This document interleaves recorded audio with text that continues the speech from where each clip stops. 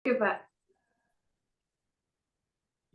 Oke, Din, jadi ada apa nih yang bisa kita diskusikan di sesi general selain bahas CV-mu? Mungkin aku pandu ya, terkait dengan penyusunan CV dan dokumen pendukung. Apa yang kau masih bingung secara umum?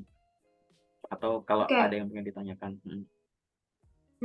untuk penyusunan mungkin masih sulit membedakan CV sama resume, Pak. Kadang kan ada perusahaan yang mintanya resume, kadang ada yang mintanya CV gitu. Nah, untuk itu jujur aku masih bingung, Pak. Ya, jadi gini, CV sama resume itu adalah dua hal yang berbeda. Kalau kamu masih seorang fresh graduate, terkadang CV sama resume itu kelihatan mirip gitu. Resume itu hanya akan berfokus pada pendidikan utama, kemudian pengalaman kerja gitu. Pengalaman kerja beserta skill yang kamu miliki. Tapi kalau misalkan CV di dalamnya kamu masukin ada organisasi, kepanitiaan, kayak gitu. Terus ada pengalaman volunteer, kadang dimasukin, kadang ada hobi dimasukin, kayak gitu. Resume juga biasanya cuma satu halaman aja. Kalau CV boleh 1 sampai dengan 3 halaman, kayak begitu. Oke, jadi lebih ke Oke, situ. Nanti kalau misalkan kamu sudah punya pengalaman kerja banyak, baru tuh kelihatan banget CV sama resume kelihatan bedanya. Bukan dari halamannya ya, dari isinya. Kalau resume nanti hmm, kamu misalkan ya udah nama, info pribadimu sedikit, terus terkait dengan skill kamu misalkan mau taruh di atas gitu ya. Terus pengalaman-pengalaman kerja relevan, kayak gitu mungkin ada prestasi. Ya udah kayak begitu. Nggak ada tuh organisasi kepanitiaan dijabarin kayak gitu. Pengalaman tadi volunteer, pengalaman project-project yang kayak itu udah nggak ada gitu. Resume tuh hanya berfokus pada pengalaman-pengalaman kerja, magang gitu ya. Kerja itu bisa yang kantoran, bisa yang freelance, part-time, entrepreneurship gitu ya, atau internship gitu. Dan skill-skillnya dan pendidikan kuncinya yang relevan dengan loker tersebut, kayak begitu. Memang biasanya resume itu untuk melamar kerja, dan kalau CV biasanya untuk ikut organisasi, lanjut pendidikan, ngelamar beasiswa, kayak begitu. Tapi seiring berkembangnya, yang ada secara global maupun di negara tertentu itu beda. Di Indonesia kadang tuh mix banget gitu, CV, resume kadang kecampur-campur, kayak begitu. Akhirnya apa? Loker CV dikirimin resume, loker resume, kirimin CV, ya nggak masalah sih gitu. Selama kamu masih masih ada di Indonesia gitu ya, ngamar-ngamar di Indonesia. Ini aku ngomong praktikal ya. Tapi kalau secara salah ya salah, instruksi kan salah gitu ya. Diminta resume, adanya CV gitu. Tapi memang untuk pengalaman-pengalaman kerja yang masih kurang, terkadang tuh bentuk CV sama resume tuh kayak nggak terlalu beda jauh. Misalkan tadi nggak boleh masukin organisasi kepanitiaan misalkan kayak gitu atau project. Lah tapi kan kamu belum punya pengalaman kerja, belum punya magang misalkan. Karena ada kampus yang tidak mewajibkan magang. Ada kampus yang boleh milih mau milih magang atau KKN. Padahal KKN itu hitungannya volunteer gitu. Berarti nggak boleh masukin ke resume. Masa resumenya cuma 1 halaman itu pun nggak full kan nggak bisa gitu gitu. Jadi perkembangan di masing-masing daerah tuh beda-beda gitu. Jadi jangan terlalu difikirkan itu gitu. Yang penting kayak tadi dulu ya gitu. Secara umum gitu dulu deh. Nanti di sesi detail mungkin aku kasih gambarannya gitu. Oke, apalagi yang kamu masih bingung? oke. Mungkin ini lebih ke ini ya, Pak ya. Kan kemarin aku udah nyoba apply beberapa pekerjaan gitu ya. Hmm. Karena kebetulan aku juga kan fresh graduate dan sebenarnya aku pun belum wisuda. Wisudanya Hmm. tuh nanti di bulan Agustusan. Jadi belum dapat Hmm. ijazah nih Oke. gitu. Nah, jadi itu kemarin ada aku lupa di perusahaan mana. Jadi dia tuh ngisinya lewat website. Jadi nggak yang kirim lewat email kayak gitu. Ya. Nah, kebetulan di situ ada ditanya work experience, tapi nggak ada pengalaman magang gitu nggak tanya. Terus aku isinya karena aku fresh graduate, aku isinya dari pengalaman magangku. Tapi aku isinya tuh intern, belakangnya ada intern gitu. Itu nggak apa-apa nggak ya Pak kayak gitu Pak? Ya, jawabannya adalah nggak apa-apa gitu. Jadi pengalaman yang setara dengan pengalaman kerja itu aku bilang tadi, nggak harus kerja yang jadi pegawai tetap, boleh jadi pegawai tetap di mana kontrak boleh, freelance, part time, daily worker gitu ya. Terus apprenticeship, internship, entrepreneurship itu satu di bagian pengalaman kerja semua itu kayak gitu, nggak apa-apa. Kadang ada project-project dosen, masukin aja nggak apa-apa. Apalagi kamu ada keterangan intern-intern kayak gitu. Yang harus kamu perhatikan malah di sini bukan masalah memasukkan internship ke bagian kolom experience tadi, tapi nomor satu adalah yang sering ya terjadi di seorang fresh graduate adalah kurang detail membahas soal, bukan membahas, membaca soal experience. Nanti kamu harus detail lihat kualifikasi experience yang dibutuhkan. Contoh, berpengalaman di bidang atau berpengalaman di bidang marketing minimum selama setahun. Sama berpengalaman kerja di bidang marketing selama 1 tahun. Tahu nggak bedanya apa? Atau misalkan Enggak. Hah? memiliki pengalaman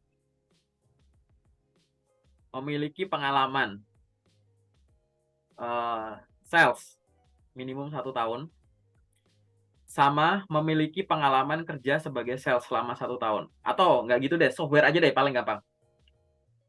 Memiliki pengalaman 1 tahun menggunakan Microsoft Office, sama memiliki pengalaman kerja selama 1 tahun menggunakan Microsoft Office. Tahu nggak bedanya? Kak, sependapat saya ya Pak ya.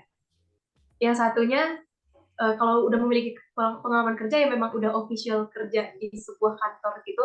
Tapi kalau satunya lagi ya mungkin untuk penggunaan Office biasa selama 1 tahun udah dihitung punya pengalaman gitu Pak. Ya, betul. Kalau kamu bingung bayanginnya handphone. Memiliki Oke. pengalaman kerja menggunakan handphone selama 1 tahun. Dengerin ya. Memiliki pengalaman kerja menggunakan handphone selama 1 tahun dengan memiliki pengalaman 1 tahun menggunakan handphone. Sama atau enggak? Beda. Beda. Paham ya? Beda. Bedanya di situ. Ya. Paham. Nanti kamu bacaan banget itu kualifikasi yang dibutuhkan. Gitu. Memiliki pengalaman kerja selama 1 tahun menggunakan handphone, artinya kamu pernah bekerja dan selama bekerja itu kamu menggunakan handphone terus. Sama memiliki pengalaman menggunakan handphone selama 1 tahun. Artinya apa? Kalau kamu punya pengalaman 1 tahun buat kerja, termasuk nggak? Termasuk. Buat ngegame, termasuk. Buat nelpon orang tiap hari selama setahun, termasuk. Gitu loh. Kalau yang ini cuma kerja, yang ini pengalaman. Artinya boleh kerja, boleh bukan. Kayak gitu. Nah, kebanyakan fresh graduate itu stresnya di situ. Memiliki pengalaman minimum 1 tahun di bidang ini. Sama memiliki pengalaman kerja 1 tahun di bidang ini. Bingung gitu. Pengalaman tuh harus kerja gitu. Nanti akhirnya apa? Gara-gara kurang menyimak, kurang membaca tadi, langsung bilang, lo fresh graduate kok harus punya pengalaman minimum sekian. Mana bisa, dari mana, kan kita belum kerja. Padahal kalau habis itu sering kali aku coba lihat mana poster lokernya. Setelah dibaca, dia dimintanya pengalaman. Nggak harus dari kerja, yang penting kamu pernah itu. Boleh dari project, boleh dari belajar mandiri mungkin, boleh dari apa kamu ikut seminar, bootcamp, pelatihan ini itu, boleh dari organisasi, boleh dari magangmu, mungkin boleh dari pengalamanmu sebelum kuliah malah waktu SMA gitu. Yang penting kan pernah gitu loh. Nah, itu harus detailnya tuh di situ. Gitu. Itu yang sering celah-celah ya, gitu ya. Celah-celah yang biasanya muncul. Nah, pada saat tadi kamu ngisi form tadi, kenapa kok aku nyambung ke sini gitu ya? Mungkin yang harus dikhawatirkan tuh nomor satu tadi, pastikan kamu bacanya secara teliti itu. Yang nomor dua adalah, kalau kamu belum lulus, pastikan ada SKL. Gitu. Biasanya kan dokumen yang dibutuhkan kalau nggak ijazah dan SKL. Aku pernah nemuin sih review CV ada orang namanya surat kelulusan pokoknya pengganti SKL. Jadi sebelum SKL tuh ada dokumen lagi, aku juga nggak tahu tuh. Aku juga baru tahu beberapa kali doang dan itu nggak lazim sih gitu. Aku jarang tahu gitu. Ada juga kayak gitu. Tapi yang dibutuhkan biasanya perusahaan itu. Tapi kalau belum ada ijazah dan SKL gimana? Tergantung kamu nanti meyakininya gimana. Sama tergantung proseduralnya gimana. Kalau secara prosedural lewat website ternyata yang di-attach itu harus ijazah atau SKL ya susah gitu. Kalau kamu ngirimnya via email atau bisa ngubungin HR-nya dulu untuk meyakinkan bahwa ini aku tinggal ini kok gitu. Udah selesai ini itu tinggal nunggu ini, tinggal dapetin SKL tinggal nunggu ini ya udah bisa. Gitu. Paham ya? Tuh. Itu sih. Ada lagi nggak yang pengen kamu tanyain? Diingat-ingat ya tadi ya. Oke. Bekerja handphone itu bayangin aja. Itu nanti pasti kamu dejavu tuh. Iya bener-bener. Apa Oke, lagi? thank you Pak. Mungkin ini aku lebih ke kehidupan fresh graduate kali ya Pak ya, karena kan Boleh. aku bener-bener baru mau menginjak dunia kerja gitu kan, selama ini kan magang gitu ya, ngerasa beda lah gitu, pengen mempersiapkan diri aja. Eh, untuk oh ya sebenarnya gini Pak, kan kadang ada ya lowongan kerja yang dia itu harus ada 1 tahun pengalaman kerja nih misalnya, udah ada nih kata-kata pengalaman kerja. Kalau kayak gitu tuh sebaiknya untuk seorang fresh graduate tuh boleh mencoba atau lebih baik jangan nih Pak, kalau kayak gitu Pak. Ya, lowongan kerja itu ada yang sifatnya ketat atau strict, ada yang sifatnya agak longgar, ada yang sifatnya longgar banget. Terkait dengan pengalaman kerja, biasanya kalau ketat itu kayak tadi, memiliki pengalaman kerja minimum 5 tahun di posisi yang sama. Itu ketat itu. Mau kamu 1 tahun nekat ya malah dikira kamu nggak menyimak, nggak baca lokernya gitu. Ya kan? Tapi ada yang sedikit longgar. Sedikit longgar itu apa? Misalkan, pengalaman minimum 1 tahun, fresh graduate dipersilahkan melamar gitu. Itu lebih longgar tuh. Punya pengalaman boleh, enggak juga boleh. Gitu. Tapi ada juga yang tidak menyantumkan kalimat tadi. Ini longgar banget.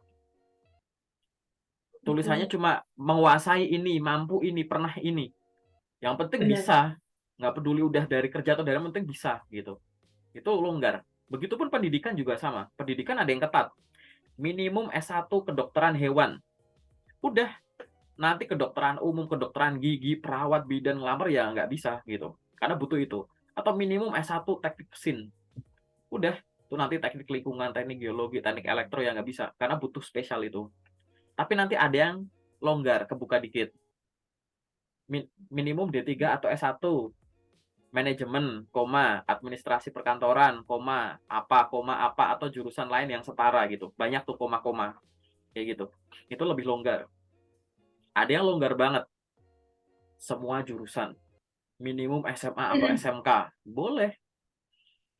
Gitu. Benar-benar. Jadi sekarang kalau ada tulisan pengalaman minimum 1 tahun, baca informasi kualifikasi yang lain. Kalau memang layak dicoba, coba aja.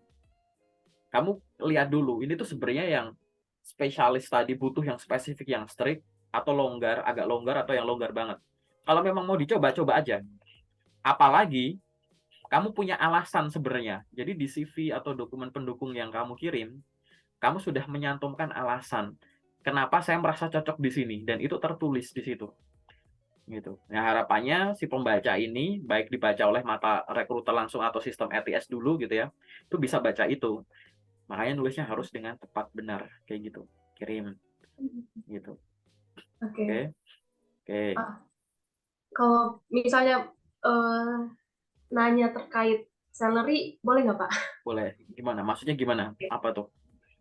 Jadi gini, kemarin itu ada sempat Suatu satu kali perusahaan. suatu perusahaan. Jadi dia itu waktu interview kan menanyakan salary yang saya ajukan gitu ya Pak ya. Saya kan fresh graduate, benar-benar belum punya pengalaman kerja, baru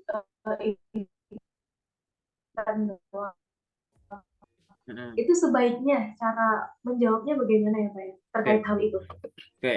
Jadi nanti jawaban lengkapnya kamu pelajari dari playlist YouTube-ku yang judulnya 6 hal yang harus dipahami sebelum negosiasi gaji atau bahas salary gitu ya. Oke. Tapi di sini aku pengen jelasin, kalau mau jawab itu kamu harus riset dulu gitu. Oke. Kamu harus riset dulu terkait dengan apa? Tadi misalkan gaji di pasaran itu berapa? Kemudian UMK atau UMP yang ada di luar itu berapa? Ya, kemudian riset soal apa lagi? Kemampuan kamu yang dihubungkan dengan kebutuhanmu dalam sebulan itu berapa? Gitu. Kemudian kalau nanti udah punya pengalaman kerja, gaji terakhir atau gaji tertinggi terakhir berapa? Nanti sampaikan itu sebagai rentang nilai, kayak gitu. Nah, nanti dicoba aja tuh di sesi detail, oke?